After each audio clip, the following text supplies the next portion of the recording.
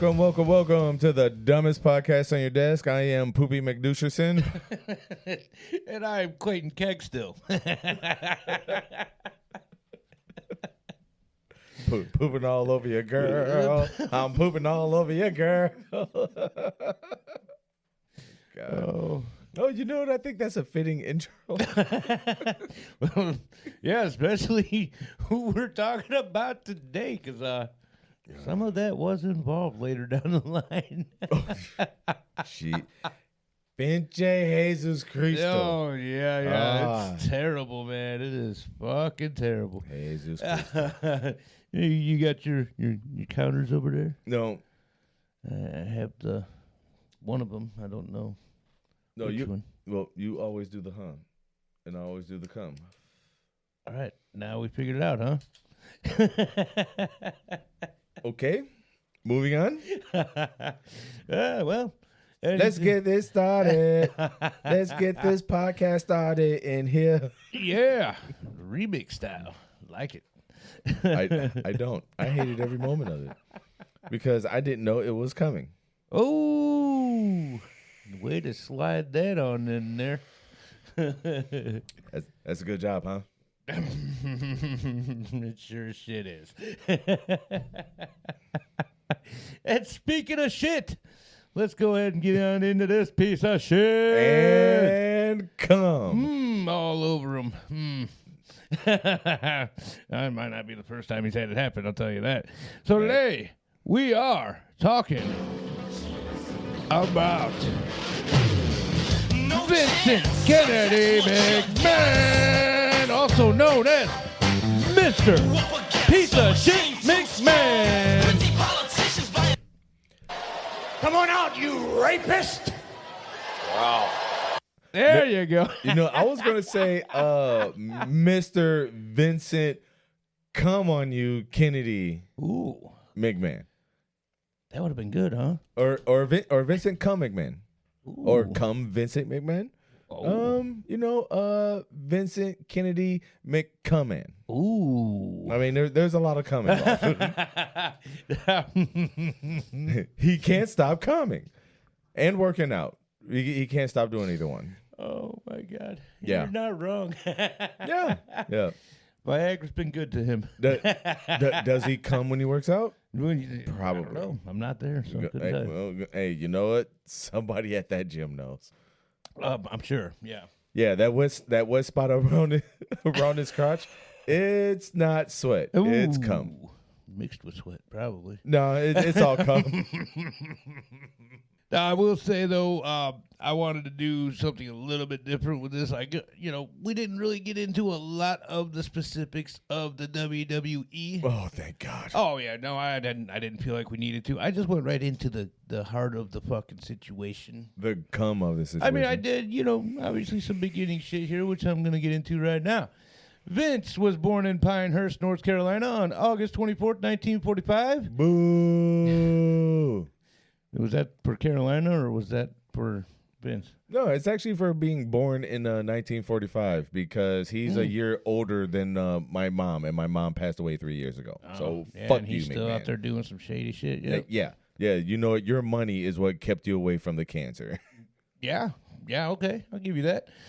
To parents Victoria Hanner, 1920 to 2022, and Vincent James McMahon, 1914 to 1984. Haha, you died when I was 3 years old, motherfucker. Right, he did too. That's dead. It's like, actually, you know what? I ain't gonna even say you died. You stopped. Fuck out of here. Vince Sr. left his family while Vince Jr. was still a baby. Bye. Gotta go spread my cum everywhere else. He said, fuck this little bastard, I'm out. It's like, hey, you're gonna come, huh? I don't want to be around for any of that. Reasons unknown, though, he did take Vince Jr.'s brother, Roderick James McMahon. Bye. The third, by the way. Bye. Who was around for 1943 to 2021. COVID. Maybe. Maybe. That's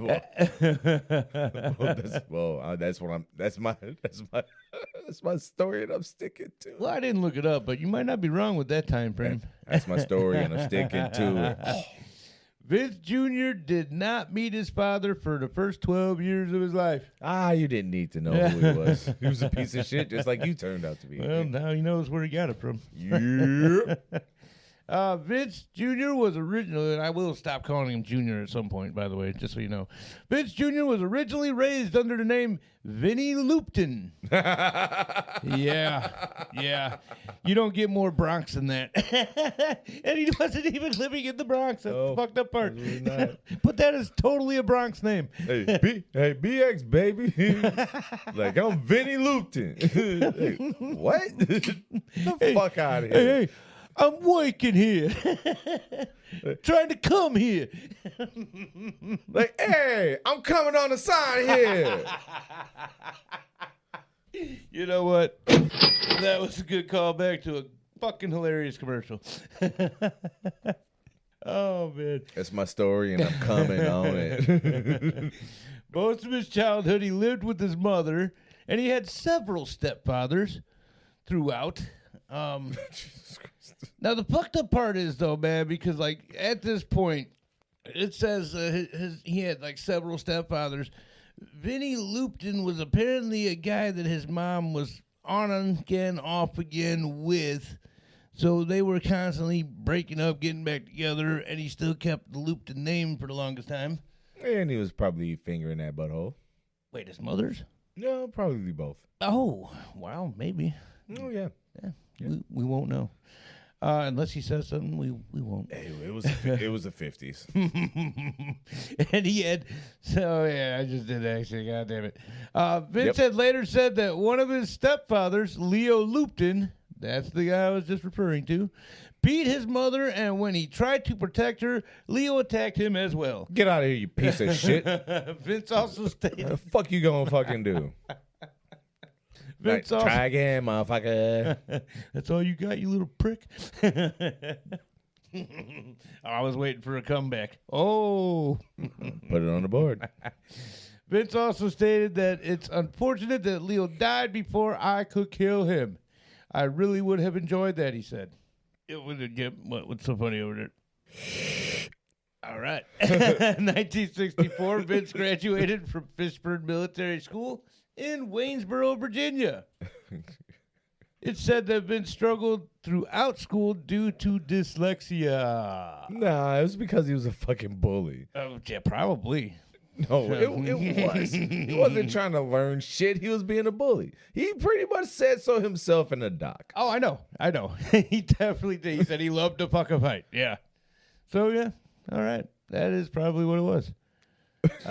From the time Vince Jr. met his father, who was the promoter/owner for Capital Wrestling Corporation, which later became the WWF/WWE. Hey, Kiff, what is that sexy learning disease that I have? Sexlexia.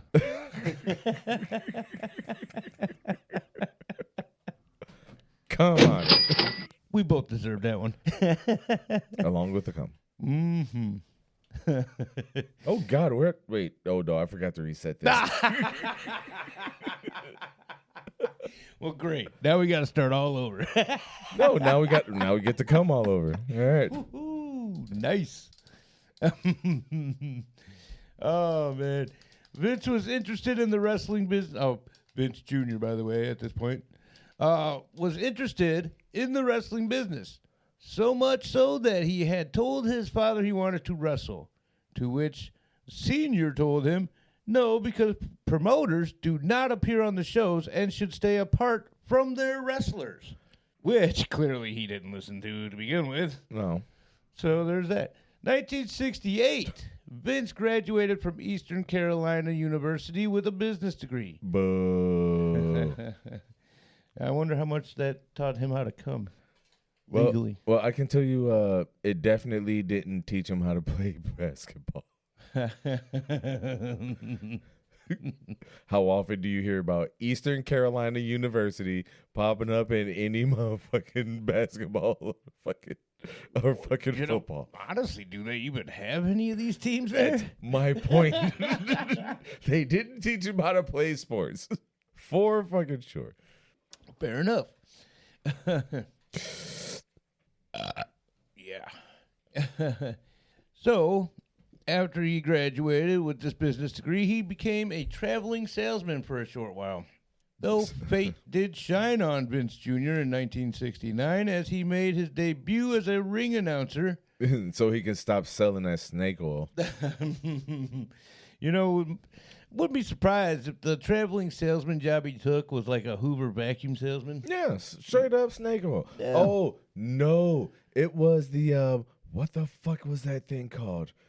I ended up fucking working for this fucking company for a couple of months. Wait a minute. Was it Cutco, those knives? No, it was a vacuum thing. God damn it. I can't remember what the fuck it's called. It's not going to come back to me. It's been so fucking goddamn long. I want to say it was like Tri-Clean or something, but it's not what it fucking was. Actually, that does sound familiar. I did do the Cutco thing for a little while myself, and that shit was fucking bullshit all the way around. Yeah, that's because you stabbed a couple of people. But that's besides the point. I got paid, didn't I? Yeah, to stab those 3 people. And in 1971, he was given a small territory in Maine because, as it was pointed out in the documentary, they used to do these territories, which I think I do actually get into a little bit here.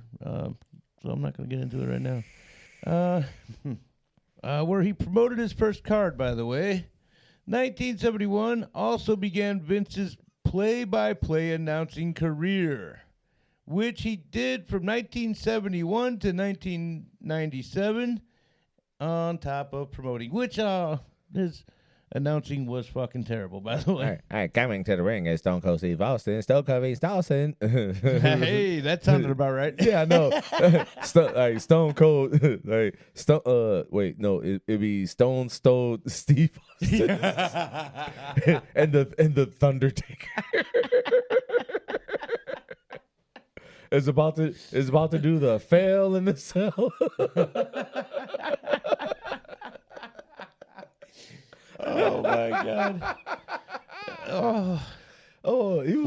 He was also a terrible face for announcing too. Oh yeah, something that nobody ever mentions. I mean, okay, now nobody knows who this person is, and the only reason why I know is because of another podcast. A man named Oscar Dickshot, who named himself and was, I think, actually named the ugliest person in baseball. And I kind of want to say that Vince McMahon is literally one of the ugliest people in wrestling ever, maybe besides Andre the Giant, but it wasn't his fault that he had that face. Right. Well, but also, it wasn't Vince McMahon's fault that he had that face, but that face became a staple in fucking wrestling. And it's like, absolutely. Dude, you're an ugly piece of shit. Did you ever notice how he constantly looks like he's steadily smelling a fart and shocked by it all at the same time?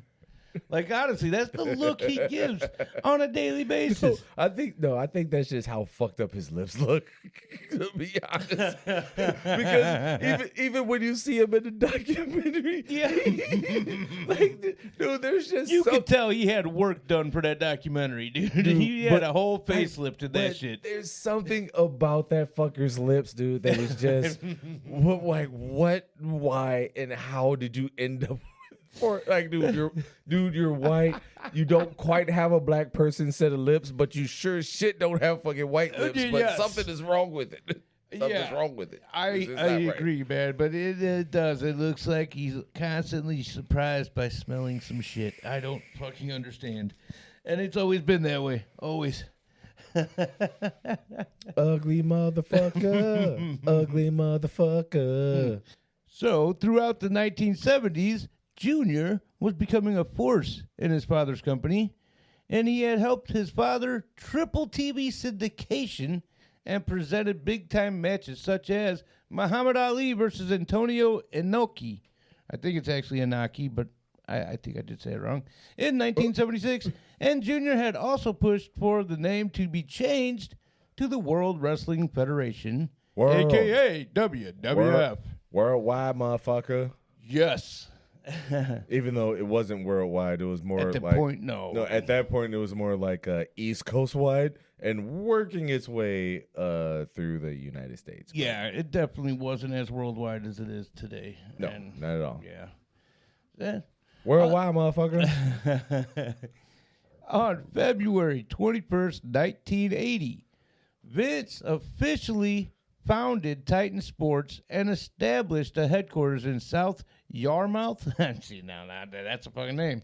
Is it Yarmouth? No, it's not my mouth. No. Well, either way, it's in Massachusetts. Vince became the chairman of the company, and his wife, Linda, who he got married to in August 26, 1966, became co-chief executive. And in 1982, Vince gained control of the CWC, Vince Sr.'s company, by the way, who was sick and passed away in May of 1984. Thank God. If only your son could have died that same month and year. Ooh. Now, wrestling would definitely not be what it is today had that have happened. Thank God it wouldn't have been what it is today. It would have been better and a lot more diverse. A lot more diverse. No, man, because I feel like they would still do the whole territories thing. Yes. I don't think they would have had the theatrics they have now. I don't think so. Some of that is actually entertaining. Some of the theatrics they threw in. They definitely wouldn't have had the action they have now because, as you've seen in the documentary, a lot of the old-timer wrestling promoters and wrestlers were kind of against what Vince Jr. ended up becoming with the wrestling business, and a lot of them didn't want to change with the times. Yeah, just like the Republican Party, which is changing also with the times. Well, are they, though? Yes. Yeah, okay, fair enough. I just wanted to point that out. But, yeah, I mean, it makes me wonder, do you think his dad would have been proud of the way Vince Jr. turned out? Oh, fuck no. Well, I know he was already going to be against what he turned the wrestling world into, but outside of that. No, dude, he wouldn't have been proud of him in any way, shape, or form. The same way that fucking Vince ain't even proud of what his fucking son did. Oh yeah, like, and honestly, of all the fucking shit Vince McMahon's own fucking son has fucking done, despite the fucking bullshit he fucking put him through, he is still fucking shitty to his own fucking son. It's like no. Now here's one thing I do want to point out with bringing up Shane McMahon. He had a great idea that he presented to Vince about buying the UFC. Yep. Turned it down. Yeah. Said, no, that's laughable. Fuck you. And guess what happens in the end? UFC bought them. What the fuck, dude? Welcome to the jungle where we keep buying games. Dude, I guarantee you, Shane keeps looking at his dad going, fucking told you. Fucking told you. Yeah, like your dad didn't believe in you. You didn't believe in me. And look where it got the both of us. Now, I wonder how much Shane actually believes in his sons because of his growing up. You know what I mean? It does affect the kids just like that. True. Well, that is not my purview, and personally don't give a shit because I don't have kids and don't want kids, so I don't have to worry about that. I know, but that's not why I was bringing it up. Don't have kids. There's too many people in the fucking world as it is. Your DNA is not going to change anything. Well, it's not. It's not. Interesting to note, though, that Vince and Linda did purchase the company from his dad for $1 million. Oh, that's it? Yeah. Yeah. That's what I'm saying. Like, for him, now it's like fucking nothing. Billions. To be fair, they really didn't have $1 million at the time that they bought the company. Guess what? They made it work. Oh, they made it work and then some. I want a slim, fine woman with some twerk with a... I just wondered, did Linda have to do anything for Senior for this deal to go down? A slim, fine woman with some torque with her. I literally just said that. He did, folks. He did. When Vince bought WWF, the wrestling world had territories, which I remember vaguely. I put that in there, that each promoter worked. It, for the most part, was understood that each promoter would stay to their own territories. You thought. But Vince had other visions for the WWF, and not only worked in these other territories, but he also started drafting stealing, really, top talent from each territory he invaded. Suckers. Which later is funny as hell what happens to him, and he wants to bitch about it in the documentary. That shit was fucking hilarious. Sucker. And they even called him out on it. He's like, well, no, that's not competition. That's just thievery. And, well, didn't you do the same thing? Well, yeah. So then you didn't see that as competition? Well, I did. It's just, dude, he constantly was backpedaling every time he fucking talked, man. I swear to God. Welcome to the jungle, you piece of shit. Vince was offering more pay, and with the WWF growing, there would also be more shows and more people to also grow to national mainstream, both for the company and the wrestlers, which is just putting more money in his fucking pocket. So that's great news for him all around. You know? Although there are so many noteworthy things from WWF we could discuss, but let's fast forward to November 1993 when Vince was indicted on a steroid controversy in which gave Linda McMahon control of the company for the duration of the case. Sucker.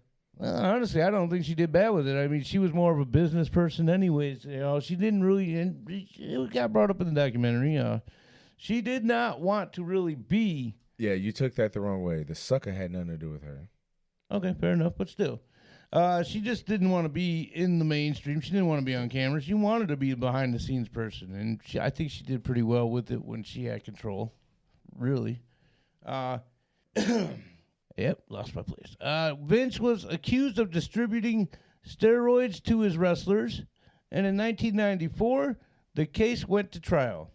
See, this is a fucking name. Why do they do this with names? I fucking hate it. Kevin Wachols? Wackles? I don't fucking know. I never knew him by his real name anyway, so it didn't fucking matter. As a witness for the prosecution, yeah, I definitely forgot a word in there to make that make sense. At any rate, he was a witness for the prosecution. Kevin had wrestled for WWF in 1992 as Nails. That's how I know him. Oh, my God. And he wasn't really around all that long. He stated that Vince ordered him to take steroids. Kevin's credibility was shaky at best, though, since he was fired from WWF after a violent confrontation with Vince. Oh, you're not going to take the steroids? You're going to take the fucking steroids? Oh, you're going to make sure you take the fucking steroids? You're not going to take the steroids? Oh, you're going to take the fucking steroids? Motherfucker, you're going to take the fucking steroids? And I'm a piece of shit. You're fired. Wait, where's that button? Screw you! You're fired! And then? You're fired! Whoa! And that's probably how it ended, for sure. But I don't have details on the actual confrontation. But from the sounds of it, that's pretty much what happened. And another thing that made him a questionable witness was the fact that he absolutely hated Vince. Probably because Vince told him. You're fired! Whoa! For sure for him to get it. Yeah. Wait, what? Wait, what? For how long? What? It's like, hey, I'm trying to do the right thing here. Hey, I'm trying to fire you here. In July 1994, the jury acquitted Vince McMahon of the charges. Now, obviously, we know of another big-time player in that acquittal, Hulk Hogan. I didn't put him in here, obvious reasons. Terry. Yeah, I can never remember his actual last name. I know. I know. I do know his first real name is Terry. Yeah. That's it. Like it always goes Terry Hulk Hogan. It's like Yes. no, Hogan is not his real name, but it never, absolutely it not. never I fucking know it's comes a to fucking me. weird ass Yes. name. I do know that. I know. It never fucking comes to me. Oh man. And I hope you put that on the board. I did. Yes. April 3rd, 1992, another bombshell is dropped right on Vincent Kennedy McMahon's ballsack when Rita Chatterton, a.k.a. Rita Marie, who was the first female referee for the WWF, went on the... I just realized I did that shit. Oh my God, dude. Went on the Geraldo Rivera talk show claiming that on July 16th, 1986... You improvise shit that you already fucking wrote, which is absolutely ridiculous. Oh my God. It's because I put the shit in there, but then I forget I put that just the same way I'm going to do it because it hits my head, and I'm like, yes, I'm going to do that. Then I get down a line or two, and I'm like, fuck, I did put that in there. Wow. This is absolutely hilarious. Oh, yeah. Welcome to the dumbest podcast on your desk. Email us at yourstories@dpoid@gmail.com. Should the keg just read what he has written instead of trying to improvise shit around it? Let us know. Your stories, dpoid@gmail.com. Thank you very much for listening. I mean, at least with what I'm putting Like in and there. subscribe. Make sure you auto-download. It helps us in the future. Yes. We're trying to get 1,000 downloads a month. Yes, trying. And, your emails will help too, for real. But yeah, no, at least my my thought process is the same no matter what. It's just I get a little ahead of myself Your at thought times. process sucks. Well, and on top of that, I mean, we are called the dumbest podcast for a reason. I'm just saying. Your thought process sucks a fart out of a dog's ass. Although I still don't have the look of Vincent Kennedy McMahon. Oh my God. This is what this podcast has come to. For real. All right. What do we got? Yes. Keep going. Definitely. I can't stop calming.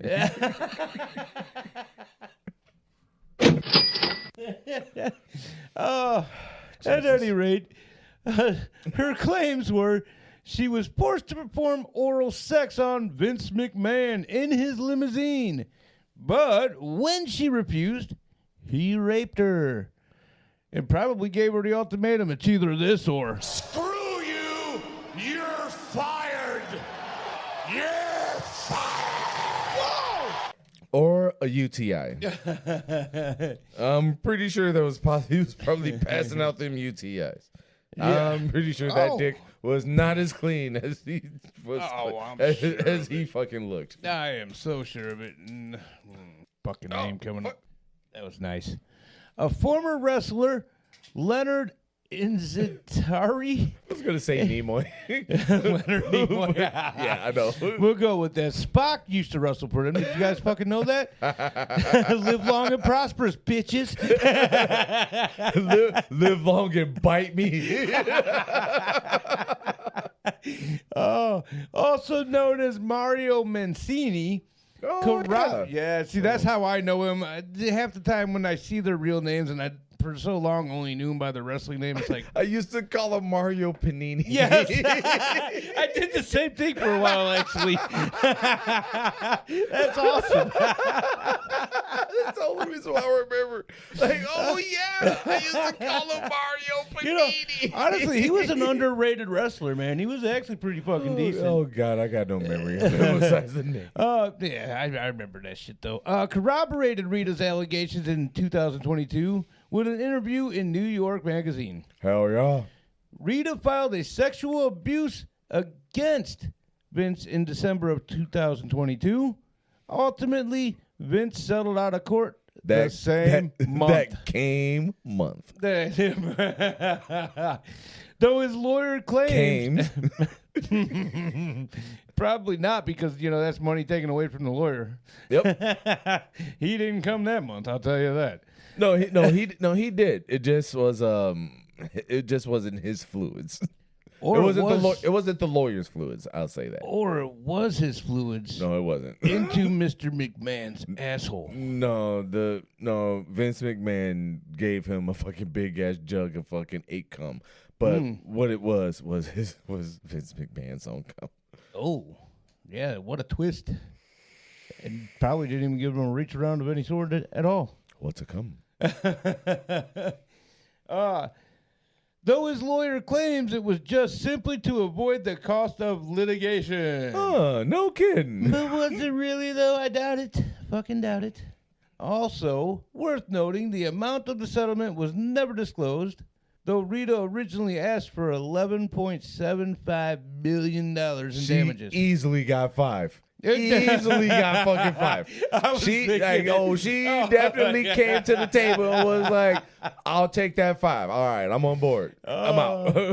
I definitely thought the same fucking thing. It's like NDA. I ain't signing no fucking NDA, but I'm going to take this motherfucking 5. I wouldn't even be surprised if he gave her like $8 million just to shut her the fuck up.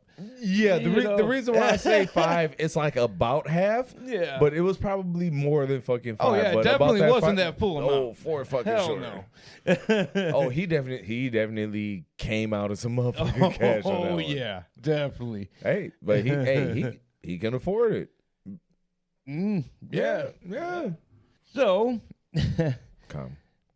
February 1st, 2006 in Boca Raton, Florida. I hope I said that right, but I don't care. It's Boca Florida. Raton. It's Spanish.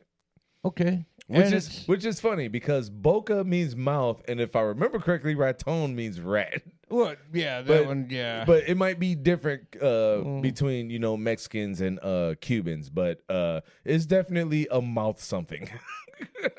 I almost feel like it's pretty similar with those two.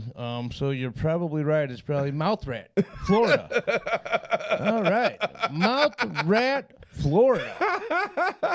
And from now on, that's what I'm calling it. Dude, I can't believe that you don't know. You've never heard of Boca Raton, Florida. No, I actually have never heard of it. You know what? So even when I did this, I was like, I've never heard of this, and I don't know how to say it. Yeah, well, we're from Indiana and also divorced. We divorced each other just 5 minutes ago. Before, like literally in the middle of this podcast, we divorced each other. We're on the outs, people. Yeah. This podcast is probably not gonna last much longer. But we're definitely not gonna settle for no $5 million. I'm gonna be happy with $100. I'll be honest. He will be happy with 100 pesos. No, that's way too less. Okay. We're going to have to fucking get our lawyers involved, which is now going to cost money. 200 pesos. This motherfucker. You see what I got to deal with, guys? Again, February 1st, 2006, in Mouth Rat, Florida. Vince was accused of sexual harassment by a 22-year-old tanning bar employee during his visit to the Tanzabar Salon. Huh, no kidding. Which apparently is like some kind of like popular name that I've still never even heard of that. But then again, I don't go to tanning bars. I didn't even know they had a tanning bar to begin with. I've heard of Zanzibar. Yes, and that's an actual bar. Tanning salon. Zanzibar, I've heard, is fucking phenomenal. I would love to check them out. No, actually, we went to a bar called the Zanzibar. Yeah, but there's another one that's more known, and I want to say it's in Nevada somewhere. Oh, yes. But, yeah, tanning bar, that's, I mean, why would you want to have liquor when you're about to get all sweaty and hot? Well, that's why I'm not going to a tanning bar. I'm not talking about you dumb motherfucker. Oh, you know what's funny? Is right now the douche is saying, "Screw you! You're fired! You're fired!" Whoa! He really emphasized it that second time. It sounded just like Vince McMahon. It was crazy. I was screaming in the microphone. Yeah, that was actually him that we recorded. That's not even. No, the second one is me, but the first one is definitely Vince. The accusations claim that Vince was groping this employee as well as attempting to kiss her, And he even showed her nude photos of himself. Hey, baby, check this out. You ever seen a muscly cock like this before? Oh, my God. Put your pants back on. Jeez. Hey, look at this picture. Does this look like a Q?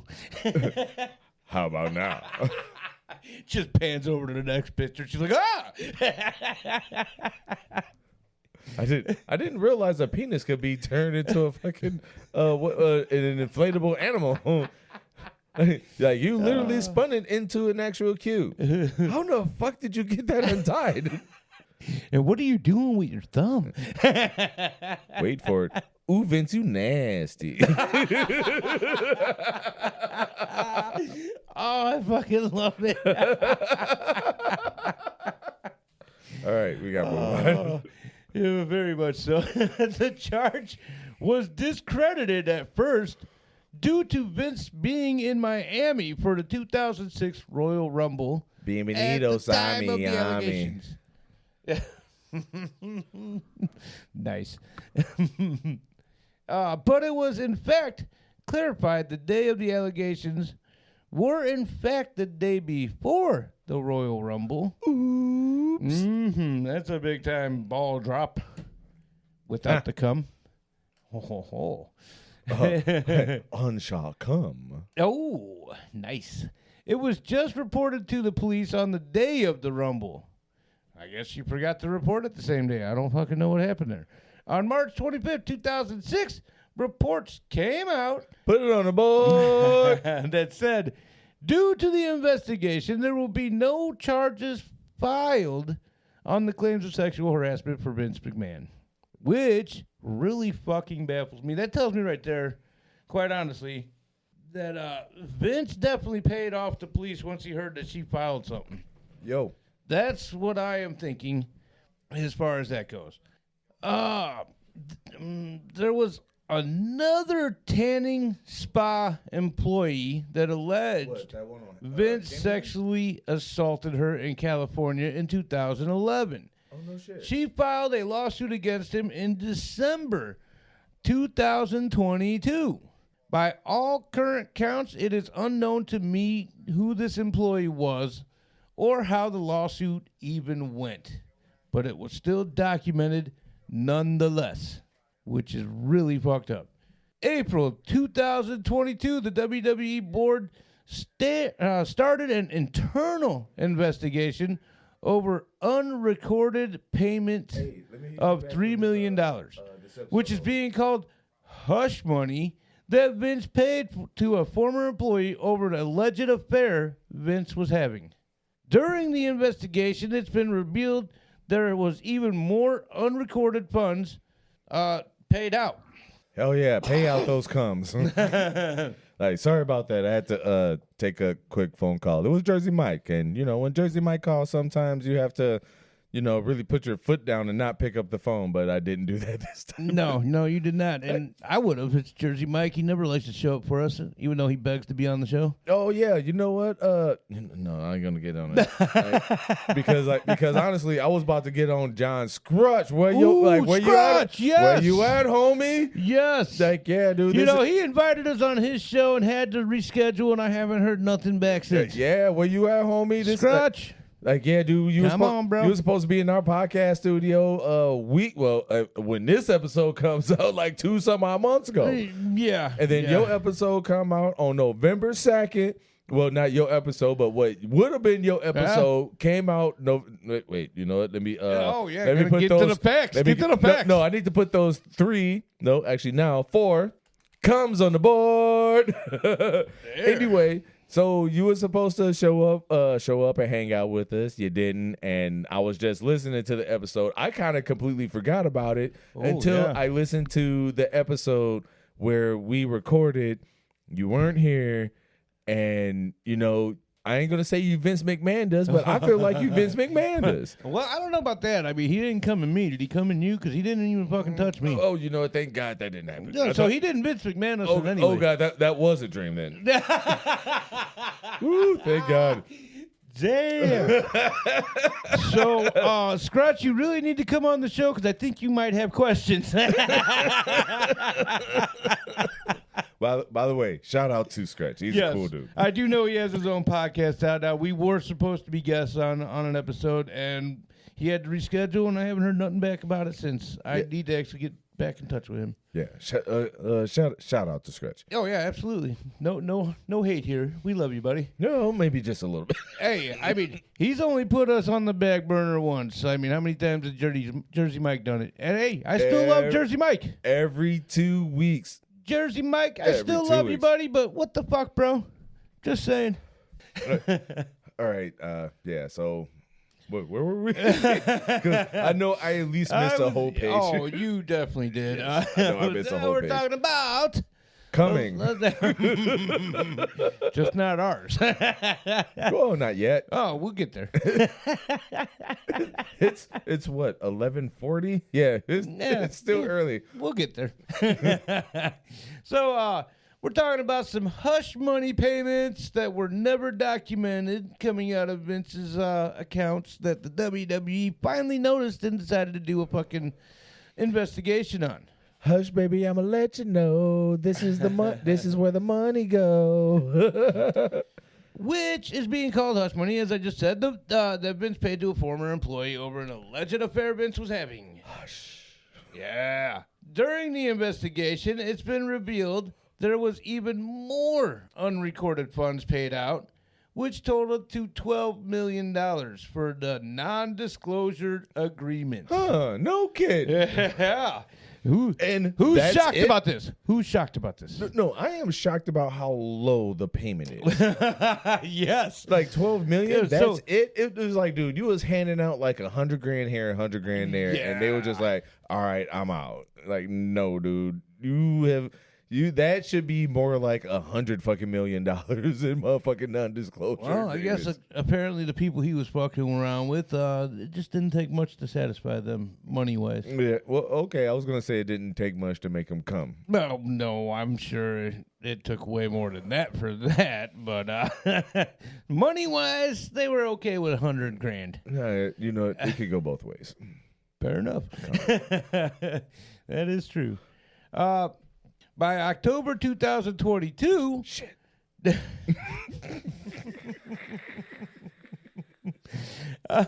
WWE has uncovered even more unrecorded settlement payments, which now brings the total. Wait, what? Why? No, that's. You did it twice. Nice. No, because I fucked up there. It should be 29 million is the total now at this point. I don't know how I put 12. It's supposed to be 29 million right now at this point.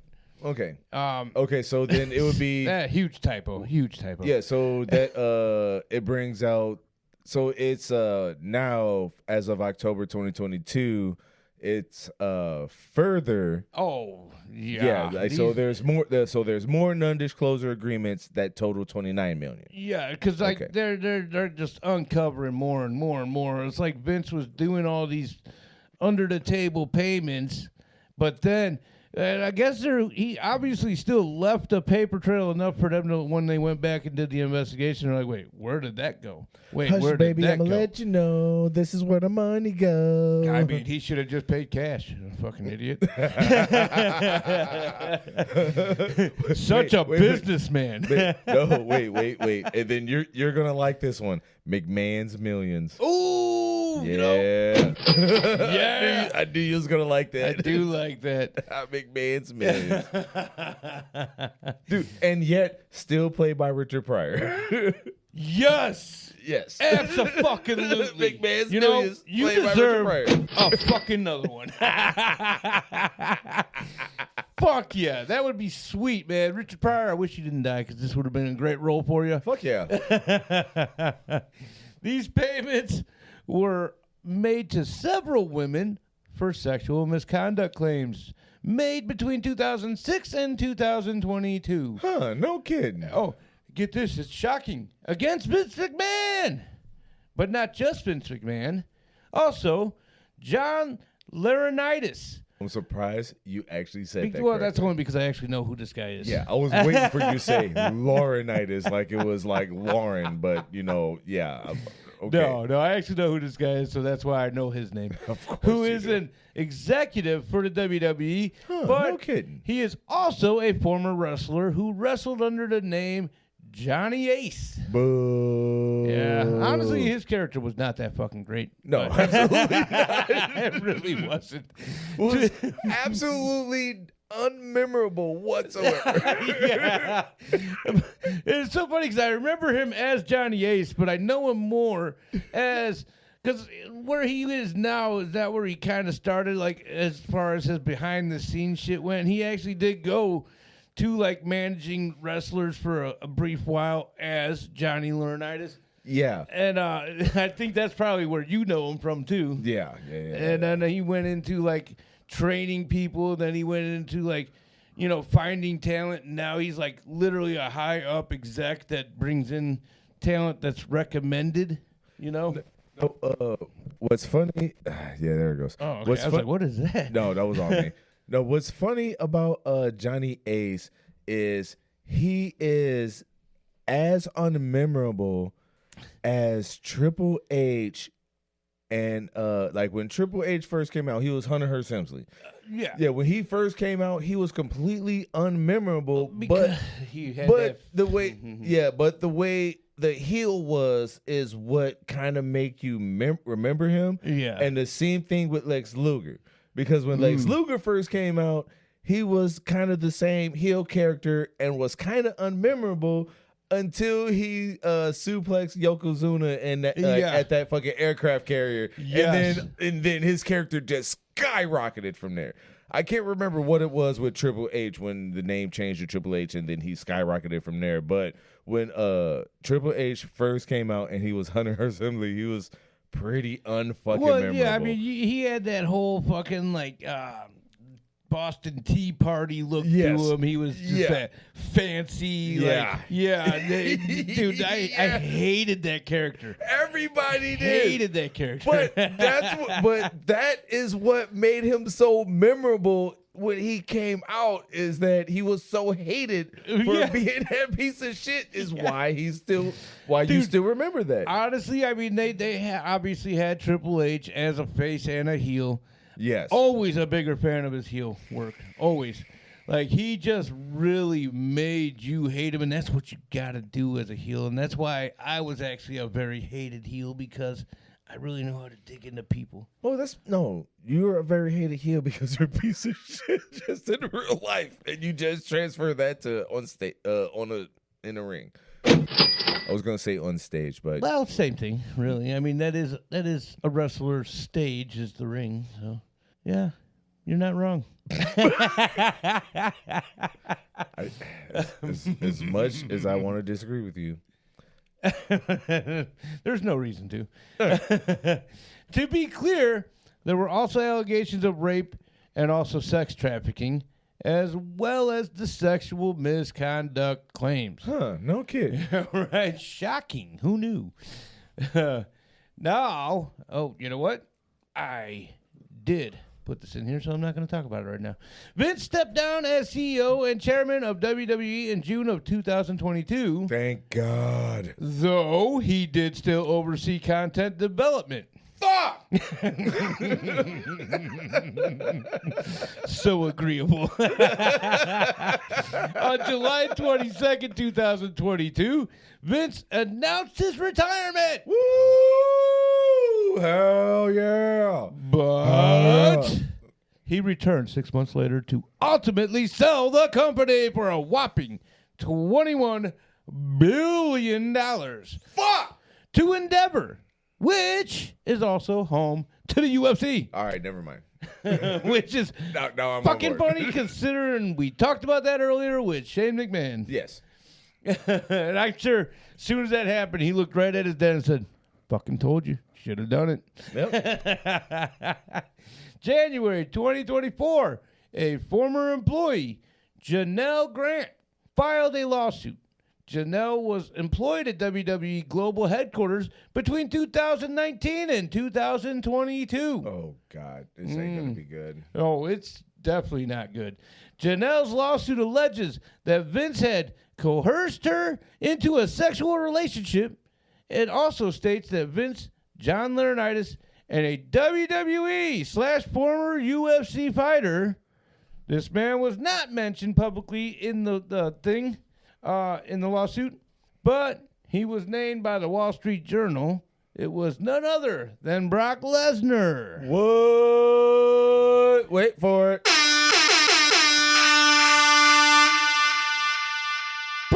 Wait. That's why Frank Mir beat your ass the first time you came to the UFC, motherfucker. He did. That's why your ass got fucking submitted. And I don't know why all my friends and everybody that I knew was like, hey, Brock Lesnar is going to beat his ass. Not everybody. Hell the fuck no, Frank Mir fucking submitted Not everybody. your punk ass. I knew he was going to lose to Frank Mir. I called that shit my damn self. Yeah, okay. Well, damn near everybody. But I will say, Brock Lesnar. Come on out, you rapist. Okay. I'll give you that one. Oh, thank you. Had sexually trafficked her and had repeatedly sexually assaulted her between 2020 and 2021. Janelle claims she was subjected to extreme cruelty and degradation by Vince. She also described one sexual encounter where she was even defecated on, in which Vince had promised to pay her $3 million, which is that $3 million that originally started the whole goddamn looking into him. All right. In 2022, in return for an NDA. Yeah, I kind of fucked up my spot there. Yeah, but that's what I was kind of getting at earlier. Vince McMahon literally, and this was described, I didn't put it in here. I did read more into the thing, and it literally states in there she was having a threesome with Brock Lesnar and Mr. McMahon, in which case Mr. McMahon stood above her, right over her head, and took a shit straight on her fucking face. Well, I say it all the time. You got to have goals. I don't think her goal was for Mr. McMahon to shit in her face. I never said it had to be her well, goals. no, it was probably his goal to shit on her. Okay, yes. I see where you're going with this. You got to have a goal.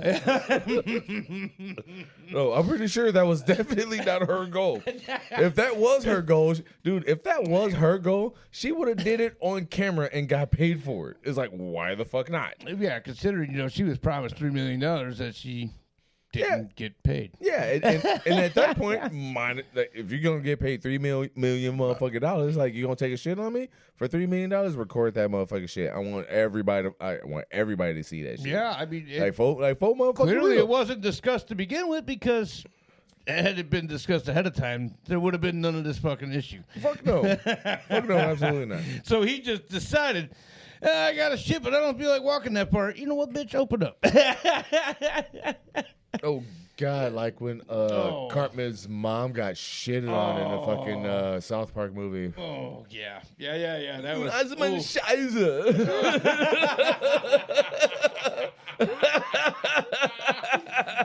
God damn it! Oh, so moving on from that, Vince apparently stopped paying after the first $1 million. The reason for Vince stopping the payments was due to an anonymous tip about their secret relationship. And the WWE then started their investigation. There was no as investigation. I mentioned earlier. Not right at first, but, that's when, he had to get his affairs in order. And then he got his affairs in order. He was having several. and then he was like, sell this bitch, I'm out. Yeah, I got to go, guys. According to the lawsuit, which there are some brutal claims, and we aren't going to go into all of it, Vince was basically pimping Janelle out. Why not? I got questions. Oh, because, dude. I'm just joking. No, dude, I did read very in-depth about it, man. Holy shit, there is some dark shit in there that even I wouldn't feel comfortable making jokes about. That's my Scheiße. Well, that one's okay, only because, come on. But there's worse shit than that in there. For sure. Fair enough. So Vince was basically pimping Janelle out to the likes of John Laurinaitis and Brock Lesnar. In fact, Vince was also sharing pics and videos of her with them as well. Hey, check this out, And this was like pics and videos before he started like sharing her with them. Hey, check this out. Yeah, pretty much. Look what I did to this bitch. My wife don't even know. Look where the dildo is. Look where my dick is. Surprise! It's like you didn't expect me to have a cock like that at my age. It's like, I didn't actually see this, Vince. I mean, dude, can we keep this more casual? Right. I mean, I'm just saying. Hey, I don't think it's in my contract to fucking talk to you about such things. It's just like, hold on, I gotta go talk to my agent real quick. Why is your dick almost a U? It's like, hey, you know what? There's a website called bentcarrot.com. You might need God damn it. you might need to go check that out. God damn it, dude. I'm not gonna lie, beer literally came out of my nose. Literally came out of my nose. Man, dude, I couldn't stop. I couldn't stop it. Yeah, once that train gets going. So yeah, you might need to check out that website, man. You know that might be that might be an issue. They're like, but I make some cum really fast. Like, you might want to get that looked at, homie. Like, I hear there's a cream for that and some massaging. So you'll like the massaging. Those creams don't do shit. Don't let them lie to you. Well, check out bigcarrot.com. BigCarrot.com, please go ahead and promote us. I mean, you know, we're No, don't. we're Don't. helping you out right now. Apparently, No, don't. I mean, mostly the douche. I'm just here for the ride. Don't. And what a curved ride it is. Oh, wow. Also, according to the lawsuit, Vince was trying to re-sign Lesnar, and there were texts between Janelle and Vince suggesting she was part of the Lesnar re-signing. In fact, one text from Vince to Janelle came after Lesnar agreed to his new contract, and it said, part of his deal is fucking you. And that is legit detail. Like, dude, it showed the picture of the text messages. There was way more text messages I obviously did not put in here, but that one right there really stood out to me. Like, you're going to basically say, hey, if you re-sign, you can fuck this bitch whenever you want. And keep in mind, he's married to Sable. Oh, Yeah, wow. yeah, he's married to Sable, has kids with her. Wow. Yeah. Are you kidding me? So, and he's fucking other women like this. Come on, man. So he's got that motherfucking piece at the motherfucking crib? Yes, and Get he's the out fuck- doing this shit. Are you kidding me? Out of here. Yeah, no, it's fucking, it's Like, wild, man. Man, them tits ain't fucking good enough for you, man. Fuck out of here. Dude, there was actually one, like, with the defecation part, like, him and Brock Lesnar were text messaging, and one of the text messages got accidentally sent to Janelle. And well, I don't know how accidental it was, but they claim it was accidental. Nah, we did it on purpose, but we didn't want to tell anybody. Where about Vince it, was sending Brock a text saying, man, did you see the size of that dump on her face when I took that shit on her? Good shit. And literally, that's what it fucking said, man. I was like, are you kidding me right now? What the fuck? He was that happy about shitting on this bitch. And I obviously, I don't know why I said bitch. I don't know her. I don't know if she's a bitch, but hey. At any rate. Yeah, well, that just goes to show how much of a heel you really are in life. We have discussed it several times. February 1st, 2024. John Laurinaitis, lawyer. Oh, John Laurinaitis' lawyer. Yeah, I missed that extra S. Made a statement accusing Vince of holding power and control over John and making dictatorial sexual demands with repercussions if not met. Did not know that was a thing, but apparently it's a thing. On May 30th, 2024, The Department of Justice asked Janelle to stay her case, which we have discussed stay on our show before. Yep. That's basically where they just put your shit on hold while they try to put a case together. Yep. And they can reopen it at any time that they feel the need to. Hey, we're lawyers. Yeah. For 6 months while they conduct their federal investigation now. So now it's really getting some traction. We're not lawyers. In which Janelle did agree. So obviously I'm sure there will be a lot more to come from this case later down the road. That's Coming on top of the girl or shitting on top of her girl. So obviously there's a lot more that we can discuss later on down the line. I'm sure we'll do an update on this as it comes in. Do we have to? Well, now that I said that, I feel like, yeah, we do. I can edit that out. Every time you say you're editing something out, you don't. I didn't say that I was. I just said that I can. Well, I know you can, but you usually don't. That's besides the point. My point is still valid that I could, and your point is still valid that I'm not gonna. There you go. So as long as we can come to an agreement. Very nice. All right. So I will say, the 3 of these people named in this case. Did you get? Come on out, you rapist! Wow. They are all appropriately. Screw you! You're fired! You're fired! Whoa! Yeah. Shocking. Whoa! Dios mío! What? Seriously? And that is Mr. McMahon's piece of shit ass. Yeah, if you want more information, watch the doc. Oh, yeah, there's a lot in there, and it's mostly about the WWE's life more than it is about Mr. McMahon, to be fair. Yeah, it goes both ways, but he was gay. where the doc stopped is where the interviews actually stopped, and then they were interviewing other people, and yeah, it's a wild ride to watch the doc for sure. Yeah, again though, it's mostly about the WWE history, which is what really. Are you gonna watch the Boston Red Sox thing? No, me neither. I was thinking about that, I don't fucking give a shit about their fucking comeback. No, I really didn't either. I was like, okay, good for them. They got lucky this season. All right. Yeah, dude, I say the same. Dude, if they did it about the motherfucking White Sox, and I don't fucking give a shit about them I'm fucking a either, Cubs but I will fan. watch.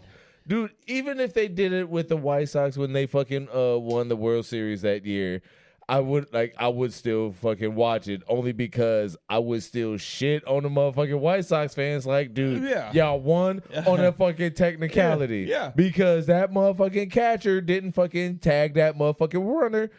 I mean, the game would have been over right fucking there. Yes. Right fucking there. And then y'all fucking made it. Hey, it is what it is. I will say this again, as a Cubs fan, if they did a documentary on the Cubs, I still wouldn't watch it. But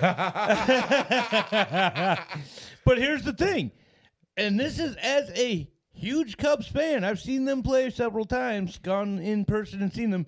I still agree with a lot of other people that had it not been for that rain delay in the final game, which is the game that gave them the actual win.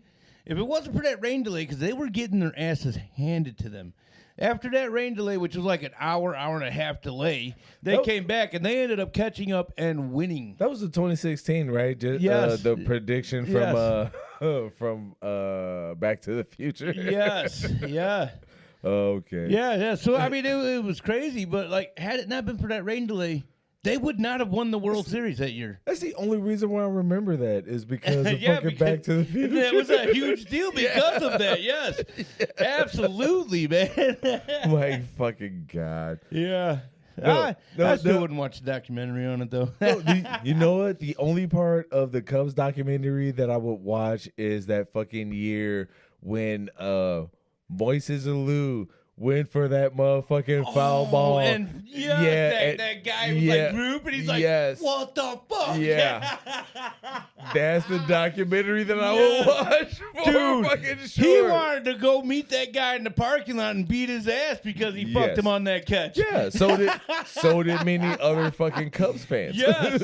Yeah, dude, I'm sure that guy had to get the fuck out quick, man. Dude, I swear, if I looked up that shit right now on my motherfucking laptop, I can get his name because his name has been thrown out there and had to move from Chicago. Dude, I'm actually pretty sure that after that play and everything happened, before the 9th inning was over, security came and escorted him to his car just so he got out of there in time. Yep. I'm pretty sure I remember that happening. Yeah. Yeah. They're like, dude, you're about to die today. Come on, let's get out of here. I think I'm gonna die tonight. Dun, dun. Hey, if he would have died that night, you already know. No coming for him. Hey, Klingon said it best when they say... Okay, as I was saying before I was really interrupted, Klingon said it best when they say, today's a good day to die. I still feel like I pronunciated that correctly, though. No. All right. So, this has been a podcast. Thanks for listening. Wow, Vince McMahon is a piece of shit. Honestly, he's a way bigger piece of shit than I really thought he was in real life.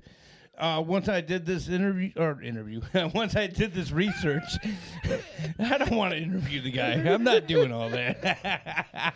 You ready for that fight? Oh, well, I mean, I'm going to whoop his ass. There's no doubt about it. He's a geriatric fuck at this point. No, dude, that's what I'm saying. Are you ready for that fight? Oh, I mean, I'm always down. Don't get me wrong. Oh, dude. Yes! Thank you! Jesus fucking Christ. Why is it so hard to get a yes or a no out of you? Because I figured what I was saying you'd understand was a blatant yes, but I guess not. No, just be blatant and say yes. Yes, I'm ready for that fight. So Vince McMahon, fucking bring it on. And... come on out, you rapist!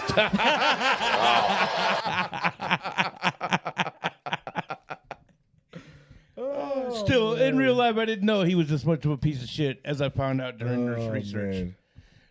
Dude, that interview that he did with who's that, Bob Costas? Yes. Yeah, dude, that fucking interview is the greatest because, like, Bob Costas, of everything he's done up until that point in his motherfucking life, and then even everything after, I mean, Super Bowls, motherfucking World Series, fucking American Gladiators. Yes, he like, was a part of that. Yeah, it's like, dude, of all the things that he done in his life, he gets to sit down with motherfucking Vince McMahon, and then just like, dude, he's just like, dude, I'm like, dude, I am asking a question. This is my research that I've done on you, and I'm asking a question. I want your input.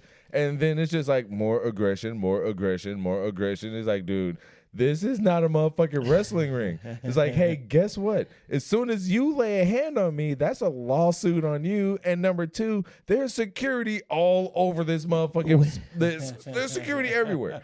When he slapped that fucking cards and shit out of his hand, he's like, yeah, aggression. You want to see aggression? Like, yeah. Like, yeah, dude, like all he tried to do was just like, okay, like, I'm just going to go right into my wrestling persona, and like, this is how I'm going to handle this. Like, this is not going to work here. Well, it didn't help his situation at all, for sure. No, absolutely not. And then he just turns around and just like, well, I'm just going to turn this into more entertainment for my fans. Like, whatever. Yeah, absolutely. All right. So, thanks for coming. Hey, my name is. So you guys are coming. This is the dumbest podcast on your desk. My name is Manny McDoucheson, and I'm Clayton Keg. You can catch us on Spotify, Amazon Music. Oh yeah, that is Amazon Music. Yes. Yes. Yeah, maybe I shouldn't be trying to read it in the middle of this microphone. All right, so you can catch us on Spotify, Amazon Music, Samsung Podcast, Podcast Index, Listen Notes, Pandora, Stitcher, iHeartRadio, Deezer, Audible, and SiriusXM Radio. You can email us at yourstoriesdpoid@gmail.com. You can check us out on. You can also find us on YouTube. God, I fucking hate you. You can also check us out on Facebook at The dumbest podcast on your yes. desk. Yes. It's been Same name as the show, buddy. I wasn't. I started it on Facebook, and I don't remember what I named it. Like, for real.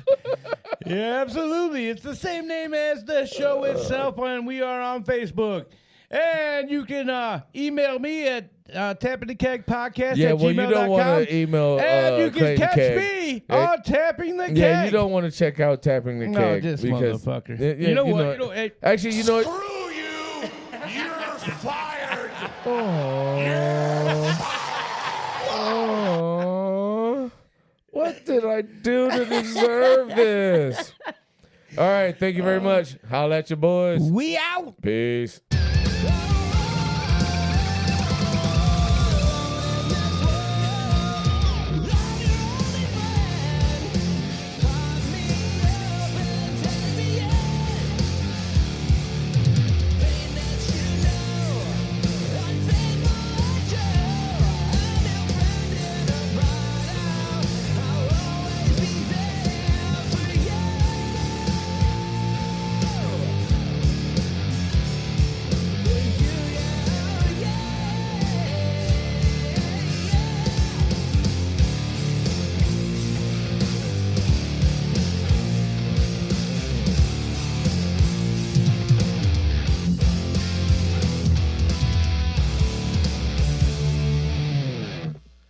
All right, so I'm not really sure how many times we said the word "come" in this episode.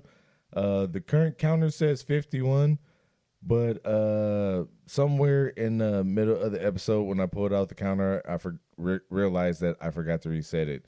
So if any of you out there that actually decides to listen to this and count how many times the word "come" was said in this episode, include these later ones too, and give me a total count. Your stories, dpoid@gmail.com. Yeah, somewhere over 50. I mean, shit, I don't motherfucking know. Peace.